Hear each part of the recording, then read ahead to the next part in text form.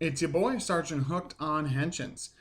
So today we are talking about Revice episode 47. I can't believe we're this close to the end of another rider season. Kind of sad to see it go, honestly. It's been a wild ride, and I've mostly enjoyed my time with the show. But we'll get into some details later about kind of how I'm feeling with the endgame stuff. But anyway, also featuring my kids' artwork behind me on the wall there. Anyway, so this week's episode was pretty good. A bit of a last minute verging on ass pull villain thing, but I don't know. We'll see how it goes. I want to really like it, so we'll see how it's executed and go from there.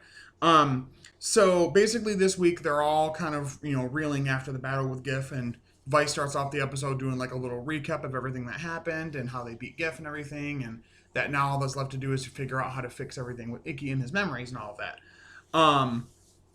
We also see George, which I found this out. So at the end of last episode, when we saw the shadow of Sheik behind George, technically Battle Familia takes place between episode 46 and this episode, which sets everything up for this episode. Which is interesting because, if I'm not mistaken, from what I know, I think Sheik is destroyed in Battle Familia, if I'm not mistaken. Maybe I'm wrong. I don't know. But I'm pretty sure. But still. So, essentially, George has what we've seen in the previous stuff, the Juga driver. Essentially, it's a remodeled Chimera driver and doesn't use the eyes of Gif or anything like that. And it's all based solely on the power of the stamps and basically human power in general. Of the 10 Vice stamps, the one he told him to collect and whatever. And so, which is kind of cool because then he's kind of creating the Comrade Jugo form, yes, on his love for Kuga being his favorite season, clearly, but also on the name is actually kind of a portmanteau of whatever you say that, of Kuga, and Ju, which is 10. Ju, which is like a Juu or something like that, which it means 10 in Japanese. So it's like the 10 Vice stamps plus Kuga, Juga. Or you can say it as George, so Juga with Kuga, George plus Kuga, you go Juga. So, and he's going around, and basically he's on a mission right now to destroy any and all drivers that his dad made, that Masumi made. And also sees anybody with gift cells still remaining that they are a threat to the world. That means that Gif still isn't really gone, and they could at any time turn into a threat again, as far as Gif is concerned. Which I get, but also it's like, okay, but we've never had anything of that leading up to this, I think something that would have been fun and interesting, or at least somewhat more interesting, is with this whole memory loss thing with Icky, which is decent, and we get into that in this episode. Maybe link it to that them having gift cells, like, instead of it being like a contract with Vice thing, maybe they think that's what it is, but really what it is the gift cells trying to take control and make him less human and make him more of a demon, and that's why it's happening. But as far as I know, it's just the contract with Vice. But anyway, so yeah, use the Juga driver with Comrade to become Comrade Juga. The suit very much is Rising Ultimate Kuga, like the black and gold coloration and everything. And it's cool because when we see him in suit beating the piss out of a bunch of Phoenix soldiers and I think some of the demon soldiers even, which he created, and just kicking ass all over the place.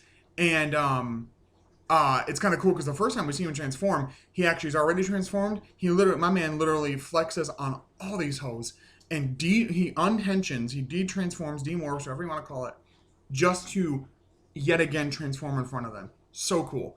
One quick thing though, so we do have a few scenes at Happy Spa Bathhouse or whatever. Genta is trying to work with Icky to regain his memories. It doesn't work, and they do some dominoes. He's like, oh, we'll have to do it a second time. He goes, a second time?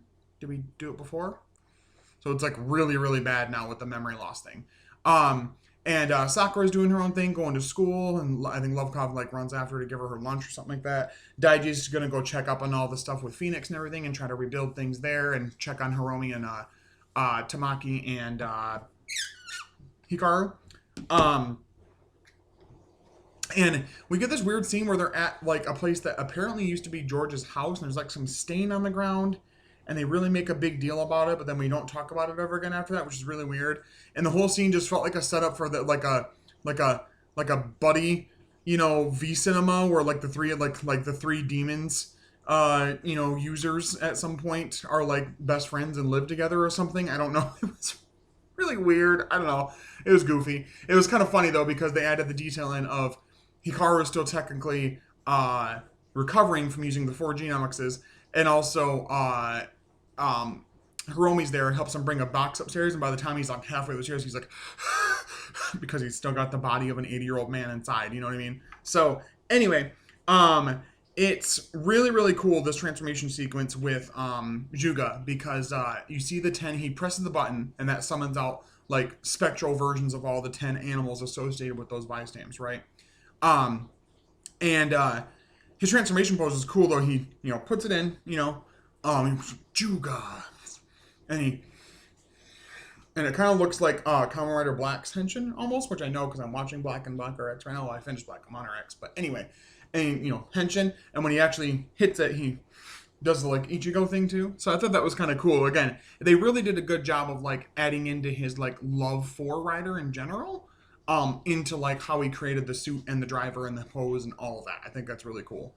One thing I noticed is that we don't get any of his weird speech pattern things where he throws English into it, the goddamn, or, hey, hey, hey, hey, like all that kind of stuff isn't in his speech patterns right now. I don't know if it's meant to be because he's had like a mental break and he's going psychotic and that's why he's on this mission, or if it's still leftover influence of Sheik or something like that. I don't really know. So he fights Vice. Vice says, no, bro, do not transform. I got this.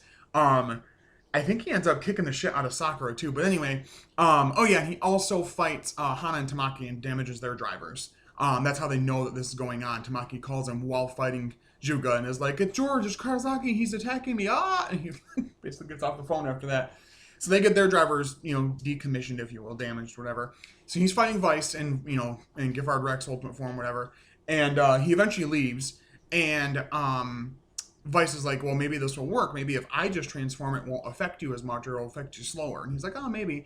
They get back to the bathhouse, they're talking again, and his parents come in, and he goes, and he's kind of looking at him, and it's like, the way he looks at them is like, oh, he notices them, he's going to go talk to them, right? Or embrace them or something like that. Goes up to him and is like, oh, sorry, it's 3 p.m., we're actually closed now. You'll have to come back tomorrow to the bathtub.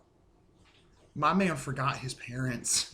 And it's really sad because this is the first time that the siblings have seen anything about the memory loss thing. The parents kind of know, but he's been trying to keep it from from Daiji and Sakura. So it's really super sad and depressing seeing that happen. And they have a nice conversation where they're talking about it all and what they're going to do. And, I don't want to submit, but I also don't want to hurt our family. I don't want to lose memories of you. And also, behind them, it's really cool. There's a visual thing of, like, the lights going out in the building behind him. Almost, like, signifying, like, more of his memories falling away. So Daiji comes up with a plan. He's like, you know what? We'll kind of like surrender. And like, what do you mean? He's like, well, we don't want to fight George. He's a friend of ours, and I don't want Icky to lose more of his memories. We'll surrender our drivers and stamps, give them up, and maybe he'll see reason and he'll just take them and he'll go and he'll leave us be. And so they try that. Daiji tries to appeal to him to do that, and essentially Juga's like, ha! No, I want that smoke, boy. And wants to fight. Also, a cool thing in the Henshin sequence I picked up on, and I didn't know this at first. Somebody mentioned, I think it was Sentai5, shout out Sentai5 on Twitter, mentioned that they use the, you can hear the Arkle transformation sound in Jugo's transformation sequence, which I think the Henshin sequence, which I think is super cool. I'm a huge Kuga fan, so, let's see, read my notes here,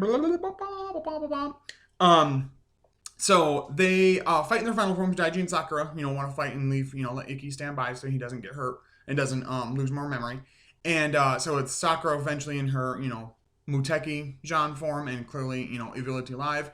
And they're doing all right holding their own, but they're really just not getting a lot of hits and a few here and there. But they both get their asses beat, basically. And Henshin, demorphed, if you will. We also get a little thing with Kagero when they were having that conversation, the three of them. Mentioned something about you guys should have seen this coming. When you contract with a demon, anything can happen. There's a law of equivalent exchange. I'm like, oh, Fullmetal Alchemist Brotherhood, cool. Where something is taken when you attain something, something is given away, and blah blah blah. So, and Daiji essentially like, get out of here. I don't know why he came out right now. Stop. And like, so I like their dynamic now, where like Daiji still represents the more like passionate, darker side of him, but is also giving like a separate viewpoint to things, not just trying to be a murderous psychopath. So I really like that. So Vice also gets his ass beat. He tries to help, and he gets his ass beat too. And Icky's the only one left standing, and they're like, Icky, don't do it, please, please, like you really will lose everything if you do this. And he knocks everybody out of the transformation, Juga, and he's walking towards them again, and Icky's like, don't you dare try to touch my family, and he holds up the driver like he's about to use it. So yeah, overall it was a pretty exciting episode. Again, George's heel turn to villain is a little odd. It's my same issue I've had with some of the arcs through the show, where if they would have like paced it differently and set up things a little earlier and had a bit more focus in certain parts of what they were doing, the end part would be like, whoa, cool. Like if we would have from the start of the show kept George the like kind of morally ambiguous, I think, guys he was in the beginning as he is now, this would make a lot of sense in my opinion for him to have this turn. And I get that it's like the leftover influence of Sheik and him realizing that he feels as though like maybe all of his genius was not ever his genius. It was just the influence of Sheik and nothing that was ever his own. And so he wants to destroy everything that was ever Masumi's work and just do something that's just him.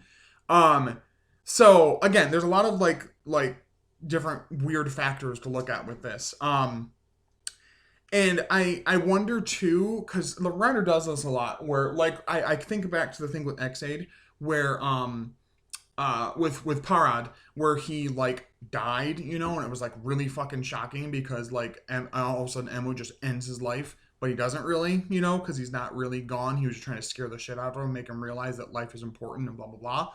And so I wonder if it's something like that, where maybe there's something that George is doing here. Maybe this will age like spoiled milk by next week. But maybe there's something George is doing here to help Icky regain his memories or something like that. I don't know. The only thing we get of next week with their preview is it shows Juga fighting them again. It shows Icky fighting even Daiji and Sakura or whatever.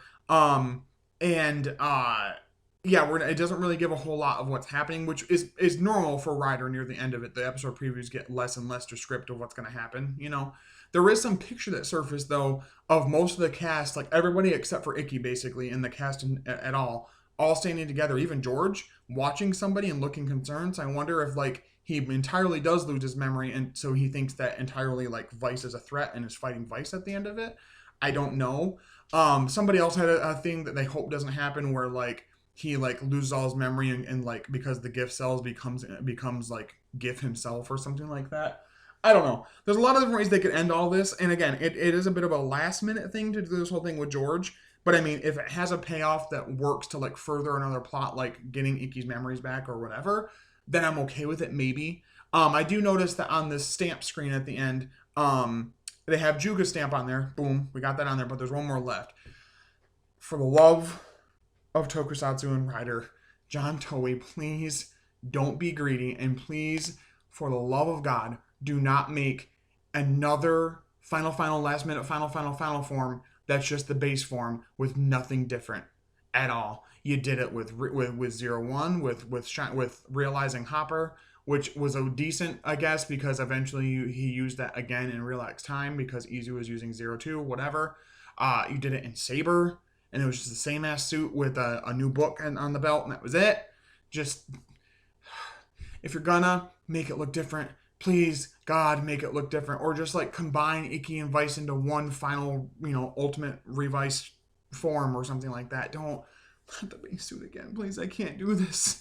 I can't keep doing this every year. Please. Anyway, so overall, score-wise, I probably would give it somewhere around an 8 or 8.5. It was still really entertaining and fun. It was still a decent episode. Again, a little bit of a random last minute thing to put in here about the whole thing with George / Juga and all of that, and his, mission to like destroy everything his father ever did. He even leaves the drivers he damaged, Tamaki's and the Demon's driver and the Weekend driver, at his father's grave. And it's like, okay, dude, relax. One weird thing I picked up on in this scene where he's talking to Hiromi, and Hiromi's like about to beat his ass. He's like, what the hell's wrong with you? At the very end of it, there's some like chain something noise, this weird noise, and then he kind of looks at Hiromi really goofy. So I don't know what that was. I don't know if maybe like he has some kind of a plan set up, maybe he really isn't this bad or what. I don't know. Maybe it's just a weird sound thing and it means nothing and he'll just continue to be bad until he reveals something else later. I don't know. But anyway, let me know in the comments what you guys thought about the episode. Did you love it, hate it, in the middle? What are your theories of what's going to happen next with George / Juga, Icky's memory situation, all of that? Let me know what you guys think. I think so far I'm still enjoying Revice. I think it's got some messy parts here and there in it, but I still overall really like it. Its execution is a little odd in some places, like I said, because of the pacing and because you don't spend like enough time in certain parts to like they have like basically what I said before on last week's review or the week before, where the beginning's great and the end point is super cool, but the middle part to get there either is non-existent or doesn't make sense. And that kind of bothers me because there's certain parts where it does and it's great, but then when they like get over a speed bump of like a villain, then it's just like nothing for a while. It's like, this guy, I'm Bippy Magoo, who's always been in the background. Like, who are you? You know what I mean? So anyway, let me know in the comments what you guys think. But as always, stay hooked on them henchins.